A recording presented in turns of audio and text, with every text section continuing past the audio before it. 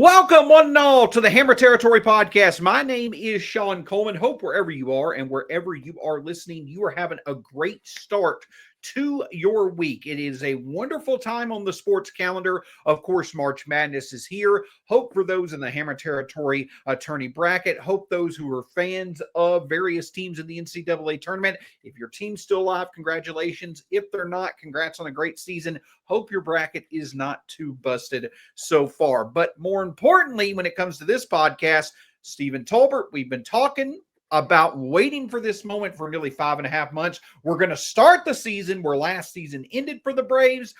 72 hours from now, the Braves will have completed their first game of the season. And I am so excited that it's here and excited to talk Braves baseball with you for another season, sir. Yeah, what's up, buddy? Yeah, this is the absolute best time of year. I mean, just absolute best time of year. The tournament is in full go now. We're down to the Sweet 16 on Thursday. All four of our teams are still in, which is kind of awesome. But like you said, more importantly for this podcast, opening day. Opening day is Thursday. To me, it's the opening day. I know technically the season already started with the Cubs and the Dodgers. I don't count that. Opening day deserves more respect than a 5 a.m. game on a Tuesday morning. Thursday is opening day when all the teams play. Usually they do there's a game at noon, there's a game at 1, there's a game at 2. You can watch baseball all day long. I don't know that I'm assuming they're doing the same thing this year. I don't know. I know MLB and ESPN are not really friends anymore, so we'll see what happens. But yeah, I can't wait. I'm so excited.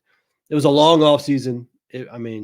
We did our best to cover damn near 6 months worth of airtime with not much to talk about. The Braves didn't do us a lot of favors, basically making one big move this offseason. So we had a lot of time we had to cover, and we were able to do it. But now we don't have to worry about it. Now we got games. Now we got walk-offs. Now we got big performances. We got injuries. We got league-wide stuff. We're going to have content out the eyeballs, and I just can't wait. All kicks off on Thursday. It's an incredible time of year. I'm so excited. It absolutely is. And we're going to have you covered all week long. Previews, reviews, looking at matchups, breakdowns, all this different stuff. This is your one-stop shop when it comes to covering all things Brave, especially with the season in tow. But as you mentioned, Stephen, we spent the past 5.5 months talking about the lack of moves. And then over the past week, we basically had 80% of our offseason moves occur. And of course, one of the more notable ones occurred. We basically had a notable move that seems like every day over the past week. But yesterday was one that was definitely interesting. I don't think it was all that surprising if you've been following spring training, pretty closely throughout the past month and a half. Of course, what I'm speaking of is Ian Anderson traded from the Braves to, lo and behold, surprise, surprise here, the Angels for left-hander Jose Suarez. Now, of course, Ian Anderson, that being a name that has been, very, familiar to Braves fan for years. You look at him being traded and you're like, he was traded for another struggling pitcher. I never would have thought that. But when you really look at kind of the struggles Ian Anderson has had over the past few years, it should not come as a surprise. Basically, the simple truth is this. Ian Anderson was traded before he was going to be designated for assignment. At the end of the day, him being traded in a trade like this truly suggested that his time in Atlanta was going to come to an end one way or another. It wasn't the end that anybody had really hoped for with all the struggles that he's had over the past couple of years, Stevens. But not only have we seen Alex Anthopoulos do this with pitchers before who have been in the Braves organization for a while, who just could not, get to the same level of contribution. But it makes sense. With Ian Anderson being out of options, this was a move that made sense, even if it was not the best ending to what had been a pretty notable career in Atlanta. Yeah, hopefully nobody was too surprised. We've talked about this as a possibility for, 2 months now. And listen, the way Ian pitched in spring training with so many walks, so few strikeouts, it just was not inspiring any confidence from anybody that he could be a starting pitcher on a major league staff or even a reliever on a major league staff. And he didn't have any options. And, that's a lot of it. When you no longer have the ability to be sent down to Gwinnett, you lose a lot of value unless you've secured a roster spot. And Ian had done nothing to secure a roster spot. And so Yeah, I mean, this was basically a DFA. I mean, the Angels were going to DFA Suarez, the Braves were going to DFA Anderson. Basically, they got together and said, "Hey, instead of DFAing these two guys, let's just go and trade for him." It's kind of the classic change of scenery. They weren't going to make the team. We had no other option but to trade him or DFA him. And so I know I saw Braves fans who were upset about the return because Suarez is not good. I'm not going to blow smoke. Suarez is not good. He was probably going to be DFA'd by the Angels, who are not good. He's had like a 6 ERA the last 2 years out of their bullpen. He's not good, but Ian Anderson's not good either. So like, that's kind of what you get when you trade a guy like that. So, the Braves will probably hold on to Suarez. We'll see. I mean, they can make another move tomorrow. By the time you're listening to this, they can make another move. But there's a good chance Suarez is probably going to be the long man in the bullpen until Kimbrel is ready. It might only be like a week. So I don't think this is a guy that's going to be around the Braves, long term or anything. But it was just time. It was just like we talked about it so much. Like Ian just did not look good. He did not look like a major league pitcher. We said there's a very good chance they could either DFA him or trade him. They basically kind of did a combination of the two where they basically did a DFA trade where they, two guys who were going to get DFA'd get trade for each other. So, it sucks. Ian was obviously a massive part of the World Series run. He was a massive part of the World Series itself. I was at the one World Series game I went to that year was the game that Ian Anderson pitched. It was the first game in Atlanta. He pitched game 3 and I was at that game and I'll never forget. It's literally a memory of a lifetime for me. And so I'll always appreciate what Ian did here, but sentiment aside, you had to look at it objectively about what he was going to be able to contribute to the 2025 team. And it just wasn't enough. It wasn't enough to justify a 26-man roster spot. It probably wasn't enough to justify a 40-man roster spot, to be honest. So I get it. I know people were upset about him being traded at all or about the return, but I totally get it. It was not a surprise to me at all. I expected it. That or a DFA, I just felt it was coming any day. So it sucks, but it was the right move in my opinion.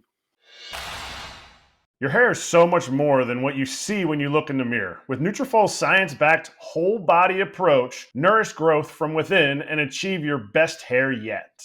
Nutrafol is the #1 dermatologist-recommended hair growth supplement brand, trusted by over 1.5 million people. See thicker, stronger, faster-growing hair with less shedding in just 3 to 6 months with Nutrafol. Physician formulated with 100% drug-free ingredients, Nutrafol supports healthy hair growth from within by targeting key root causes of thinning like stress, hormones, and aging through whole body health. Start your hair growth journey with Nutrafol for a limited time. Nutrafol is offering our listeners $10 off your first month subscription and free shipping when you go to Nutrafol.com and enter the promo code FOUL. Find out why over 4,500 healthcare professionals and stylists recommend Nutrafol for healthier hair. Nutrafol.com, spelled Nutrafol.com, promo code FOUL. That's Nutrafol.com, promo code FOUL. Absolutely, I agree, and I think that it needs to be put into context. Ian Anderson's time in Atlanta again ended in disappointment, right? Due to injury, due to a lack of control, due to not being able to develop his arsenal of stuff around what once was a very good changeup. But even though it was multiple years of disappointment to end his time in Atlanta, Stephen, as you pointed out, I don't think anybody would question he had a successful time in Atlanta, especially when it came to, he never was really able to put it together as being, a top tier pitcher, like, a few other Braves have shown that they could do coming out of the farm system. But the numbers didn't lie when it came to his historical production at a young age in the playoffs. And to your point again, he played a critical, significant role in helping us deliver a World Series to it and helping the Braves deliver a World Series to Atlanta. So I think that that's what needs to, it's one of those two truths scenarios. The one truth is his overall time in Atlanta was successful. When he was healthy, when he was effective, he contributed, and he contributed on the big stage. It's just, unfortunately, it had been too long since that time had occurred. He was nowhere near the same pitcher. Lack of control, lack of velocity, just overall lack of reliable stuff during spring training. And to be honest, even last year coming back from his surgery, it just was not there anymore for Ian Anderson. So the time was right for the Braves to move on. But the other thing that stands out to me, Stephen, and we talked about this, at length before the podcast, is that we talk about this offseason, and two storylines that come to play are the fact that, hey, the lack of overall notable moves that, didn't occur until, the past week. And even at that point, there not really been significant moves.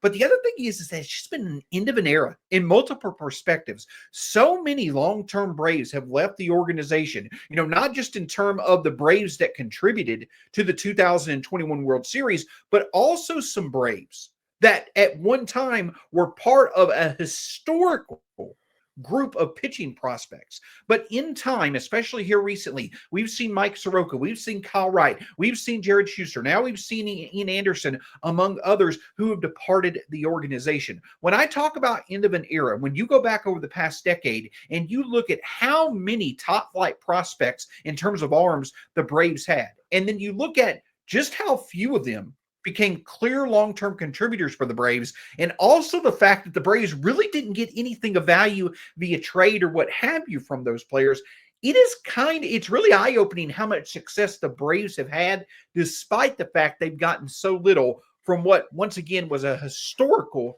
crop of pitching prospects. Yeah, so like if you remember, and most people remember, in 2014, the Braves had a disappointing year.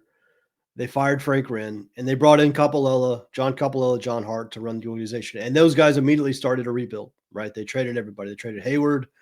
They traded, Justin Upton. They traded B.J. Upton. They traded Gaddis. They traded Kimbrel. They traded Angleton. They basically traded everybody but Freddie Freeman. And what they brought back mostly was pitching prospects, right? You remember the names. Everybody remembers the names. Soroka, Kyle Wright, Ian Anderson, Tuki Toussaint, Luis Garza, Shawn Newcomb, Mike Fultonevich, like just a million of them. Colby Allard, Joey Wentz, Kyle Mueller. You could keep going. Tuki Toussaint. There was so many of them. And that was kind of the basis that the Braves were going to build their next great run off of was, trying to hit on some of these pitching prospects. And it is funny looking back now that really Max Fried is the only one that really hit and stayed. Soroka had one good year in 2019. Kyle Wright had one good year. Ian Anderson had a year and a half of being solid. But Max Fried was the only one that was consistently good, consistently an ace, made it all the way to free agency, got a $200 million. He was objectively successful. But he's kind of the only one. And like you said, the Braves don't have a lot to show for any of those guys as we sit here today. To be honest, most of their success has actually been built on the offensive side of the ball. By, getting Acuna, by getting Ozzie, drafting Austin Riley, Olsen, Michael Harris. If you look at what this new regime has done, it's been built more on offense, and then building the pitching staff out of veterans, Chris Sale, Ronaldo Lopez, Charlie Morton, stuff like that. So it is funny. It's an end of an era. We had all these years of all these pitching prospects, and now, after Ian Anderson and Max Fried both left this offseason, we don't have any more. We don't have any more of those guys that are left. Now, the Braves still have pitching prospects, but all guys that were drafted by the current regime. So it is the end of an era. It's kind of sad. It was a fun time, even though the Braves sucked during the rebuild. Being able to follow all the pitching prospects, that's kind of what we all did. And so, yeah, you're right. It is the end of an era. It's a little sad to see it go, but the Braves have a new class of young players, a new core of, veteran players, and they're still really good. And that's really kind of all you can ask for. Yeah, absolutely. And at the end of the day, that's the sign of a good organization. If you put so many eggs in one basket that you wind up dropping that basket and nothing really comes out of it, you find another way to cook the omelet of success. Man, that was a good analogy. You pulled that one out of thin air. There's no way you planned that. Pulled that one right off the skillet and served it successfully with a side of. Okay. Anywho, the other thing though that I think is notable from yesterday, Stephen, is that we got to turn a 180. We talk about a pitcher who has been with the Braves for since the start of his career for nearly a decade, has had good success with the Braves on the biggest stage, to going back to a player who's now 41 years old, is in his seventh stint with the Braves, also won a World Series. But I do think that it is notable that the Braves once again welcomed Uncle Jesse. Jesse Chavez is back with the organization. And Stephen, I want to get your thoughts in general, not necessarily, breaking down what Jesse Chavez is going to bring. If you followed the Braves for years, you know what Jesse Chavez brings. But the point that I'm getting at is that what do you think of these depth move for the Braves? Are you a fan of the fact that when you look at James McCann, when you look at Craig Kimbrell, when you look at Jesse Chavez, Alex Verdugo, so on and so forth, the Braves are going to the well of trying to get veterans who will come in and potentially rekindle some of their value instead of potentially going out and getting higher upside type players per depth that they may be able to extract unforeseen value from? What do you think about the Braves' overall philosophy in an offseason when we were begging for moves? They made 4 or 5 additions over the past week, but again, we're talking about veterans whose peaks are, they're not necessarily past their prime in terms of Verdugo. Their best days are behind them as of right now. What do you think about the Braves going that route to add depth in order to potentially, get some pieces that, if injuries occur, could see significant time in Atlanta? Yeah. So depth is never bad. It's not like no one's ever said, man, we got so much depth. I wish they'd stop making moves. Like no one says that, right? Depth is never bad. Now, if you ask me, would you rather go and get high end talent or go get a bunch of older veterans and hope you hit lightning in a bottle? I would always rather have the talent. Like I said this on our last show, I think I'll take Tanner Scott over all these guys. But in lieu of that, it is at least the Braves are doing this. Like, yes, I wanted them, and we said it all offseason. I wanted them to go add. I thought they needed another starter, and I thought they needed another reliever. And I don't mean like a minor league signing. I meant like a legitimate, like free agent signing, high level pitchers. And they didn't do that. They went kind of the other way, where they just signed this army of minor league guys and older guys, and Hector Neris and Craig Kimbrell and De Los Santos and Buck Farmer and Jake Diekman, and the list goes on and on and on, and just trying to hit on a couple of them. And so, I've said this before, the proof will be in the pudding about how good of an idea this was and how well it was executed. I'm still worried about the bullpen. And that's kind of the other way you can look at these moves is depth is always good, but there is another side that says pretty clearly they're not overly thrilled with the construction of especially their bullpen. Like they keep tinkering with it. They keep adding these signings. Like I think the Braves got to the end of camp and were like, we probably need more. And of course, all of us were at that spot 3 months ago. And so it's a little worrisome that you're still tinkering with your bullpen this late. And, you're probably going to have 3 or 4 minor league signing guys in your bullpen at some point. Again, kind of worrying, but they could be awesome. And it might not matter at all. So it is kind of I see it both ways. Depth is good, but it's not great that the Braves are tinkering like this late in the offseason. And still, Snit talked about the other day, like there's still 2 or 3 spots like they're still talking about. Like I don't actually love that. Like we talked about before, like you'd rather have more answers than questions. I still think the Braves have a lot of questions at some key spots. It might not matter. They might be so good at the top end of the roster, it doesn't matter. But I see it both ways. Depth is good, but they're clearly still tinkering with the roster because they don't love where the roster sits at the moment.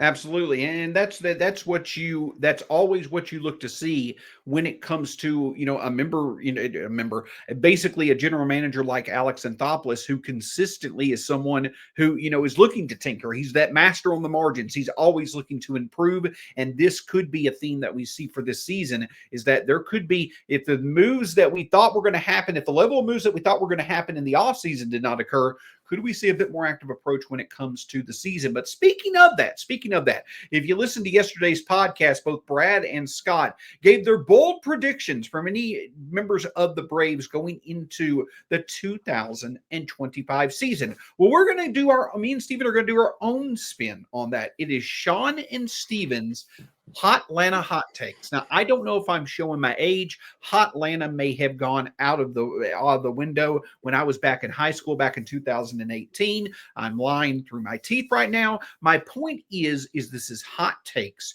for Hot Atlanta. Steven, you're shaking your head just because you'll get run over by somebody in Atlanta if you ever say Hot Atlanta in Atlanta. Just letting you know. Don't say that in the city limits. They hate it. The Got it. locals do not like it. Hot And takes. also it sounds like you're an old man. So that's another reason not to do it.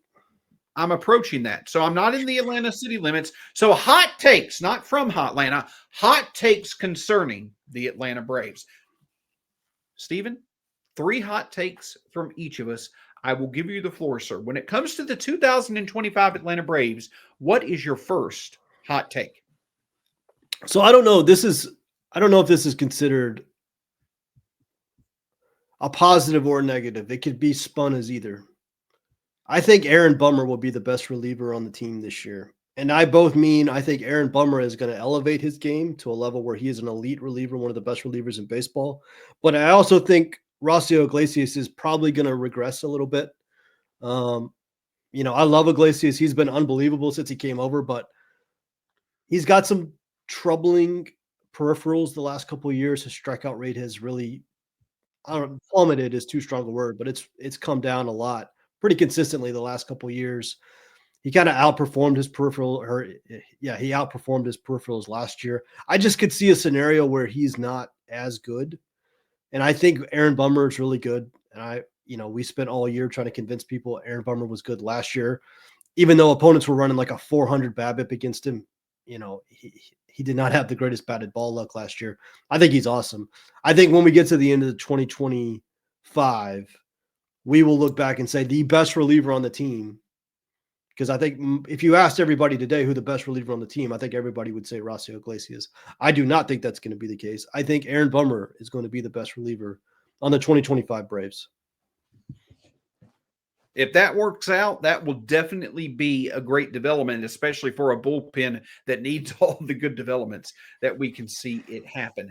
My first hot take for Atlanta will be that this team will have a top 5 season in franchise history when it comes to hitting home runs. What I mean by that is this. I feel they're going to bounce back. I don't feel they're going to come close to 307 home runs like we saw in 2023.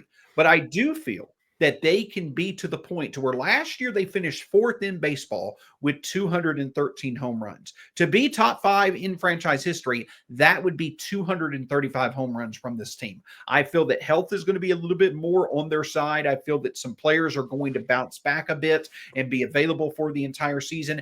I predict that the Braves are going to hit 240 plus home runs. That not only will likely put them top 3 in Major League Baseball in home runs, but that will allow for them to have a top 5 season in franchise history for home runs as well. Don't think they're going to get back to where they were in 2023. Think they'll get back to producing the long ball enough to where there'll be a top tier offense once again. Yeah, I like that. I could see that. What'd you say, 240 home runs? 240, yeah. Last year, the LA Dodgers finished 3rd in the majors. The LA Dodgers were 3rd. The Atlanta Braves were 4th. LA had 233 home runs. Atlanta had 213. I think that Atlanta can get 230, 240. I'll go with 240. Okay.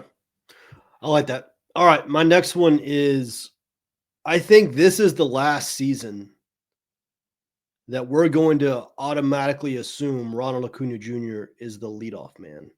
And I know that's spicy for a lot of people, but I think Jurickson Profar is going to do such a good job. I think Profar is running like a 410 on base percentage this spring. I think he's going to love hitting in Atlanta. I think he's the absolute perfect hitter for this lineup. I think he's going to do such an amazing job at leading off. And I think Ronald's going to have to change his game a bit when it comes to the stolen bases. That I think we're going to eventually get to the point where Ronald being the number 2 hitter makes more sense than Ronald being the leadoff hitter. I could be wrong. And lineup construction doesn't matter a lot at all. But I could see a world where this is the last, because everybody just assumes when Ronald comes back, he's going to be the leadoff hitter and Profar will probably drop down to number 2. I actually think I might prefer the alternative to that, where Profar stays at 1 and Ronald goes to 2. So, and I think we might get to that. So it's probably not going to happen, but that's why these are hot takes. It's things that probably aren't going to happen that I'm predicting. So I think we'll get to the point either this season or in the off season where it's no longer assumed that Ronald Acuna Jr. is going to be the leadoff hitter for this team because Jurickson Profar does so well in that role. My second hot take is that I feel that the Braves are going to trade one of their top 7 pitching prospects. Now, I'm not going to sit here and act like I'm a prospect guy, but I will say that the Braves will trade one of their top 7 pitching prospects for a notable major league addition to the pitching staff, whether that's the bullpen, whether that's the starting rotation. You hope that it's certainly not because of injury. You hope that it's to bolster what turns out to be a surprising, once again, good staff overall. But I feel that Alex Anthopoulos does have a move under it. It does have the ability to pull off a move, and maybe it's a J.R. Ritchie. Could it be a Waldrop? Possibly. You could see a variety of different arms. I feel the Braves are going to trade one of their top arm prospects for a reliable arm option. Hopefully they can control for multiple years. And the other thing is, I think that it could take place a bit earlier in the season than you may think. Now, I'm not speaking from any inside knowledge or anything like that. That's the reason these are hot takes. But I think that the Braves are going to trade a top pitching prospect for a reliable addition to this pitching staff at some point this season. Yeah, I think that's likely at this. I mean, yeah, I agree with that. I think it's a good one. All right, my last one, and it's kind of in the same vein as the one I just had, but I think this is the last season where Spencer Schwellenbach is not the consensus opening day starter. Chris Sale is going to be the opening day starter this year because he won the Cy Young last year. But listen, Chris Sale's 36, 37 years old. I think this is the last year where Spencer Schwellenbach is not just that's how high I am on Spencer Schwellenbach. I think by next year, he's going to be the opening day starter. It might be the opening day starter for a long time. I know Scott had the prediction that he was going to finish, I think, top 3 in the Cy Young. I could see him winning it. I mean, I am that high on this guy. I mean, he makes every part of the game look so easy. He gets so many swings and misses.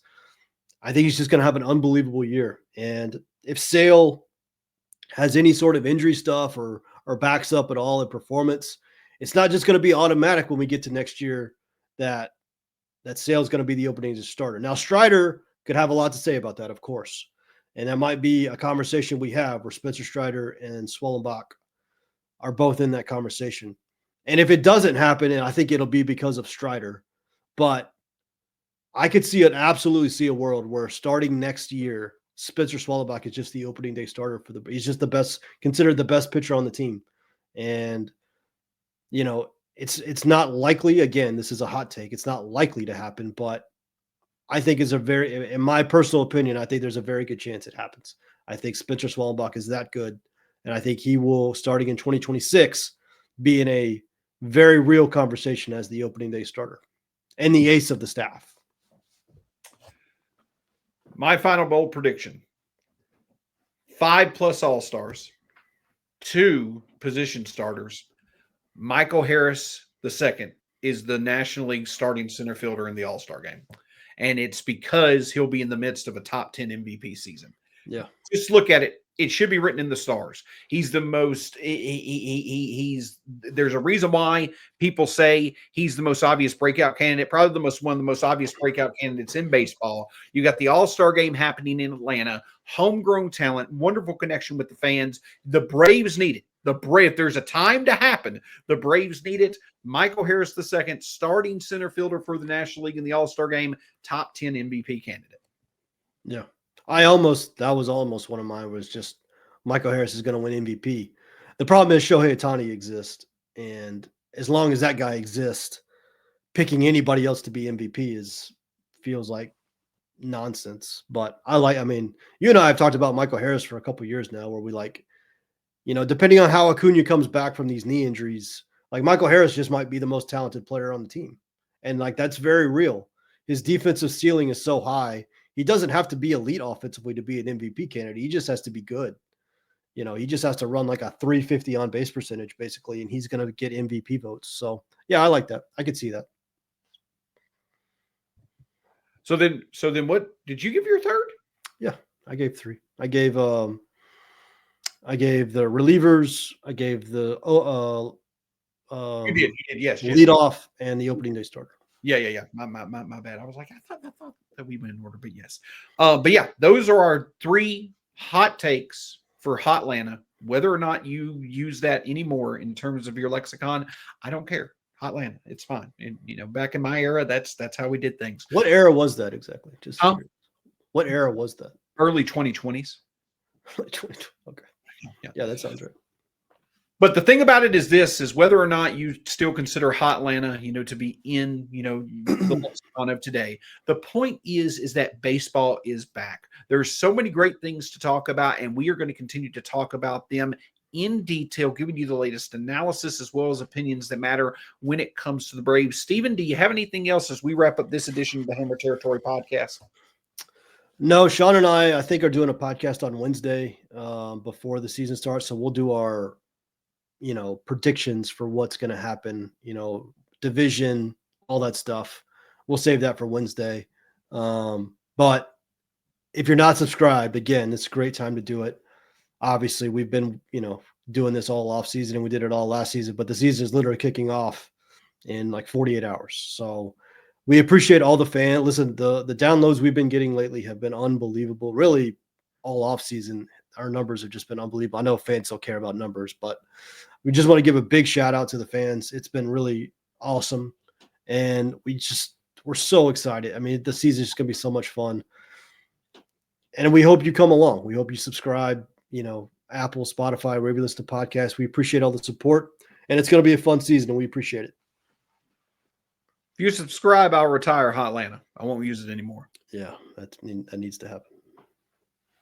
That's a lie. I'm going to work it into every episode this season. All kidding aside, can't thank you enough for listening to us. We appreciate the support, especially going through an off season that was, let's be honest, lacked a bit of the pizzazz that we had all hoped for. You've stuck with us. You've supported us. We cannot thank you enough as we enter our second and our first full season of Hammer Territory when it comes to 2025, covering the Braves under the Foul Territory family of podcasts. So many great podcasts out there talking about so many specific teams. Make sure you check out all the great content. And of course, the parent show, Foul Territory itself. For Steven Tolbert, you can find him at B_Outliers on Twitter, myself at StatsSAC, Hammer Territory across all forms of social media, Foul Territory across all forms of social media. We have one more podcast before the season starts, the series preview against the San Diego Padres. We will be live with you when that happens on Wednesday. Can't wait for it. Go Braves. We'll talk to you again soon here on the Hammer Territory podcast.